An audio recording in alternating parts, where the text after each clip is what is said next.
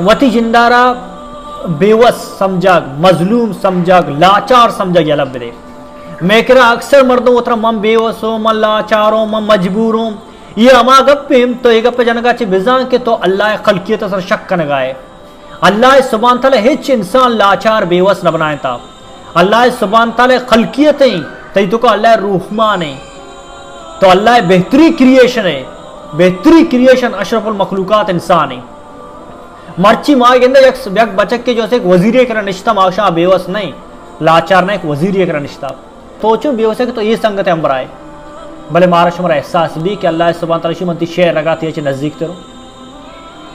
अल्लाह सुब्हान तआला विशी मौती बंदा है 24 घंटा गोनो भले शर्त से कि तई मनी तो का ईमान हंसते ये यकीन हंसते कि मनी रब 24 घंटा मना गोने मनी थी तो का ईमान और यकीन हंसते कि अल्लाह सुब्हान तआला विशी है बंदा तो सवाल काम मन तिगो गोनूंगो ये मैं कि तो का हंसते तो वो थी संगति गए चुक्के गए कि अमरादे मनी चुक्का बरा उधर हंसे तो यकीन कने मनी चुक शर्रे मर्दो अमराए मंचिया बेवसो मंचिया लाचारो कि मनी अल्लाह सुब्हान तआला 24 घंटा मना गोनिंगो मनी अल्लाह सुब्हान तआला शेर अगाच मनी नजदीक तेरे मंचिया लाचारो इंसान बेवस लाचार है उतर बेवस लाचार मसल